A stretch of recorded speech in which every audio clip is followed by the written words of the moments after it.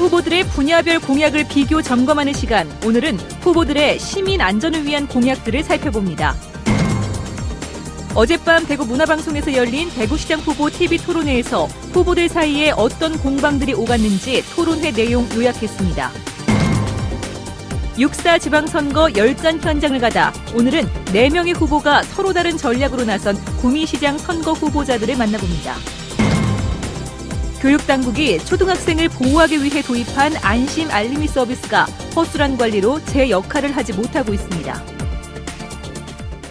네, 계속해서 대구 경북 소식 전하겠습니다.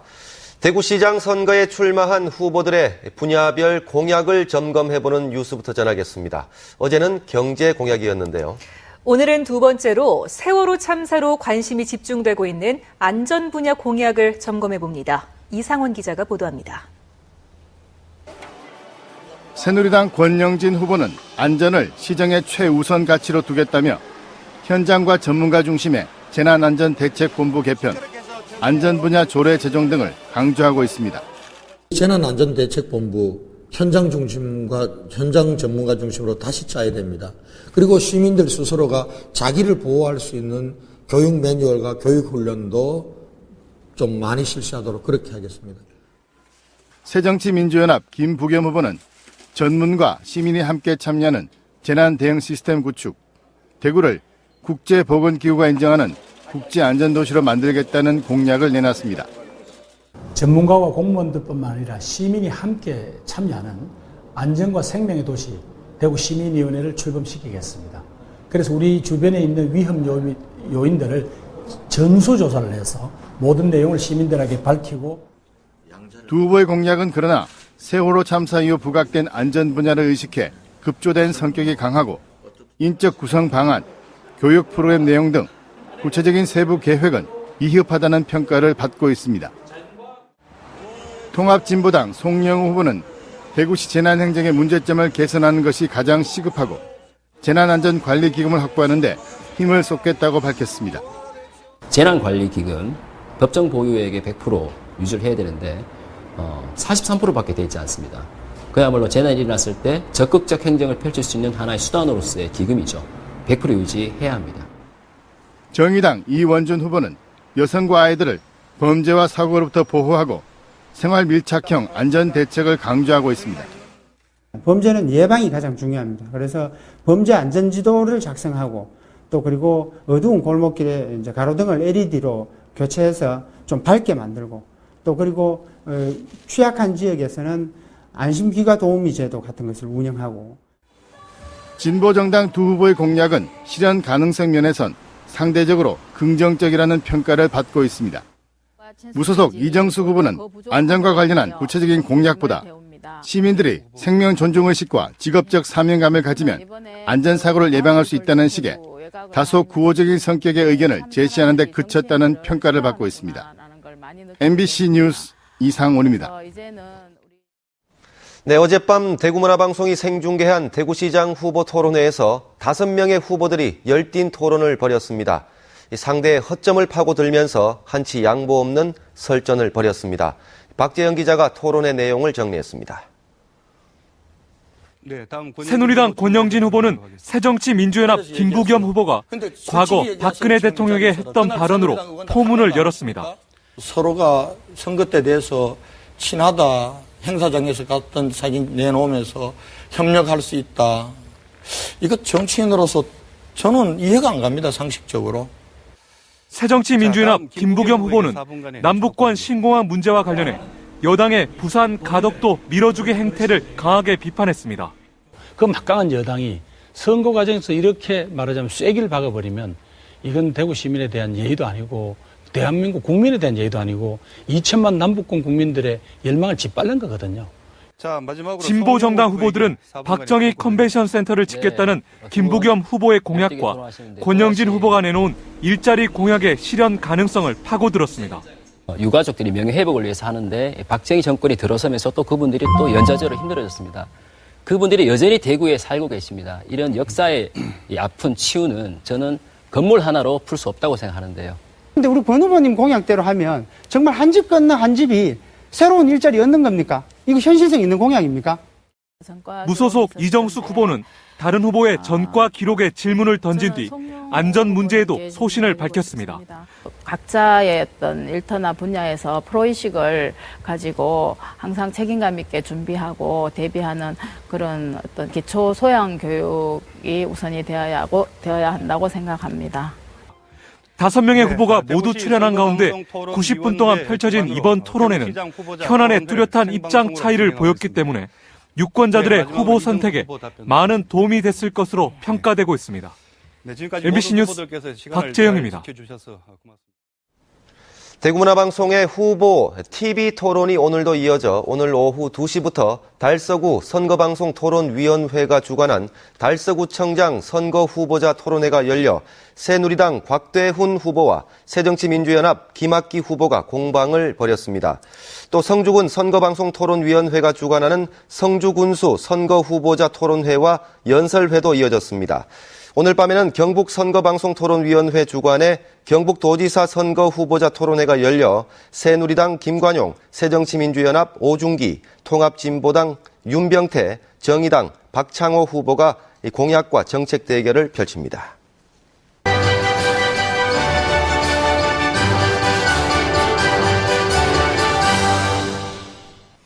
지방선거에 나선 후보들을 소개하고 그들의 공약을 점검하는 열전 현장을 가다 순서입니다. 오늘은 3선에 도전하는 여당 후보와 야당, 무소속 후보 등 4명이 격돌하는 구미시장 선거 현장으로 가봅니다. 한태영 기자입니다. 3선에 도전하는 새누리당 남유진 후보는 8년 동안의 성과를 토대로 앞으로 4년의 기회가 더 주어진다면 구미 경제 살리기에 주력하겠다는 각오를 밝혔습니다. 1공단을 혁신단지와 재생단지로 100% 확 바꾸겠습니다.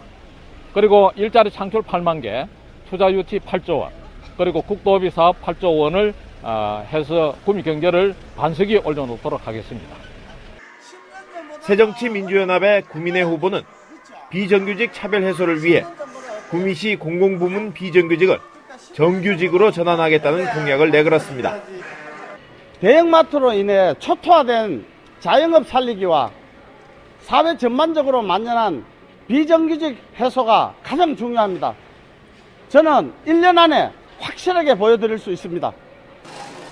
경북도의원 출신인 무소속의 김석호 후보는 산업 전문가임을 내세워 구미 경제를 회생시키고 안전한 도시, 교통 중심지로의 도약을 이뤄내겠다며 지지를 호소했습니다.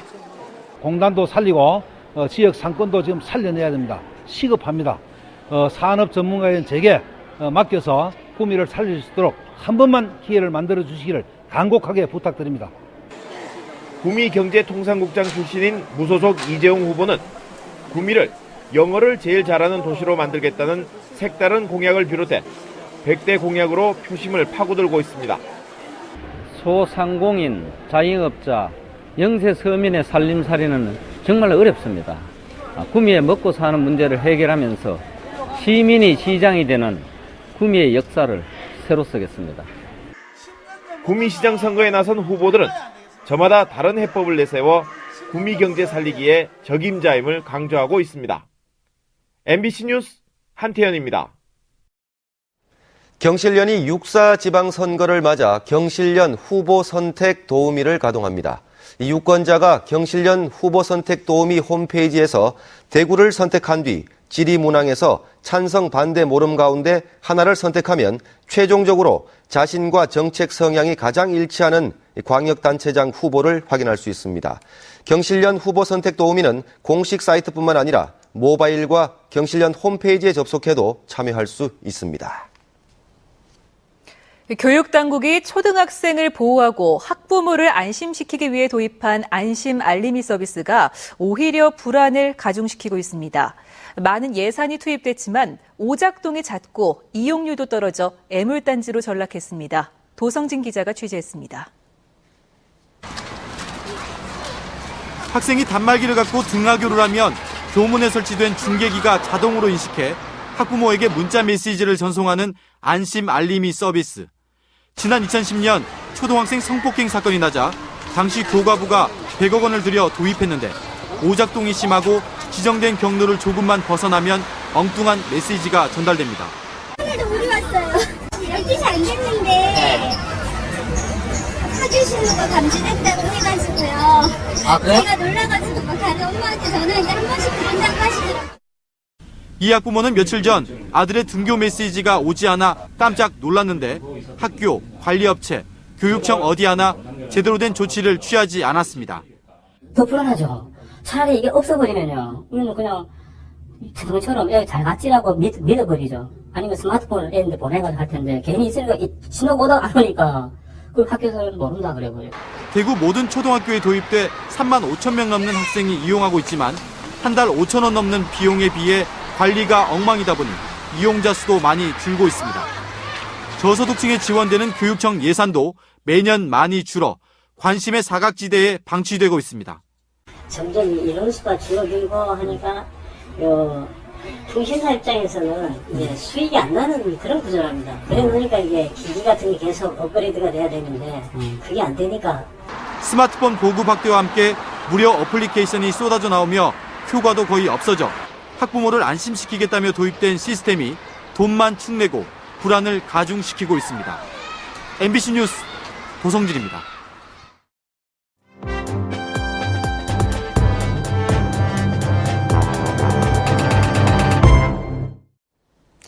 혁신도시의 성공과 지역발전 방안을 모색하기 위해 마련한 기획 시리즈 혁신도시 장에게 듣는다. 오늘은 한국교육학술정보원장을 윤태호 앵커가 만나봤습니다. 네, 원장님 오늘 반갑습니다. 네, 반갑습니다. 한국교육학술정보원, 아마 대구 경북 지역민들도 한국교육학술정보원이 어떤 일을 하는지 궁금해 하시는 분들이 많을 것 같습니다. 간략하게 업무 소개부터 좀 부탁드리겠습니다. 한국교육학술정보원은 교육과 학술 연구 분야의 정보화를 추진하고 또 교육기관들에게 그러한 정보화를 추진하는 것을 지원하는 기관이다. 이렇게 이해하시면 되겠습니다. 초중등 교육 종합정보 시스템인 에듀넷도 저희들이 97년도부터 운영하고 있고요. 직접적인 경제 효과로 보면은 매년 한 800억 정도의 지역 산업이나 IT 업계 기업들에게 경제적인 영향을 미칠 수 있는 그러한 사업을 직접 수행하기 때문에 그러한 영향은 상당히 클 수가 있고요. 생활 편의시설이라든지 이 체육문화시설이라든지 또 보육시설이라든지 또 대단히 회의를 한다든가 이렇게 했을 때 주차공간, 공용 주차공간이라든지 이런 부분들이 아직은 조금 미흡한데 앞으로 좋아질 것으로 그렇게 보고 있습니다. 또 다양한 공헌 활동을 하고 있다고 듣고 있습니다. 봉사활동인 것 같은데 그만큼 그 지역민들하고 빨리 좀 가까워졌으면 하는 그런 바람에서 하신 것 같은데 어떻습니까? 지역 사회와 함께 성장해야 하는 것이 또한 중요한 과제 중에 하나입니다. 그래서 신청사 착공 단계에서부터 2012년도에 저희들이 이제 동대구 노숙인 쉼터와 또 요 동구 관내에 있는 유라 도서관에 대한 이 공헌 활동을 꾸준히 지금까지 해오고 있고요. 정부 3.0 시책에 맞추어 가지고 가급적이면 우리가 보유한 공공 데이터를 이 개방을 좀 더 적극적으로 해서 교육 관계자 그리고 민간에까지 이러한 공공 데이터가 유용한 방향으로 활용될 수 있도록 그렇게 앞장서 나가도록 이렇게 할 계획으로 있고요. 한국교육학술정보원이 대구 혁신도시로 이전함에 따라서 이 지역 교육계뿐만 아니라 지역민들도 상당히 큰 기대를 걸고 있습니다. 그 기대에 꼭 부응해 주시길 바라면서 오늘 인터뷰 여기서 마치겠습니다. 오늘 말씀 감사합니다. 네, 대단히 감사합니다. 네, 다음 소식입니다. 이 불이 붙은 승용차에 뛰어들어 운전자를 구한 부부, 산불을 발견하고 진화에 나선 집배원.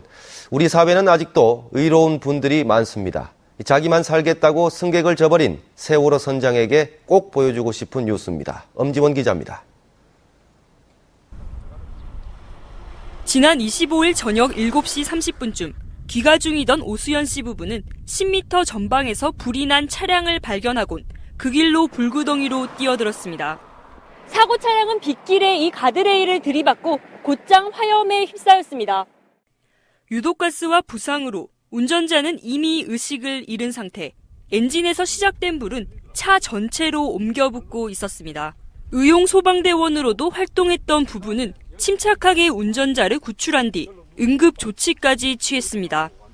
내려가지고 의식이 없으니까 그러니까 제가 목을 막 계속 자극을 줬어요. 주고 우리 아저씨는 계속 소리를 지르고. 덕분에 다리 부상에 그친 운전자는 사흘 뒤 퇴원을 앞두고 있습니다.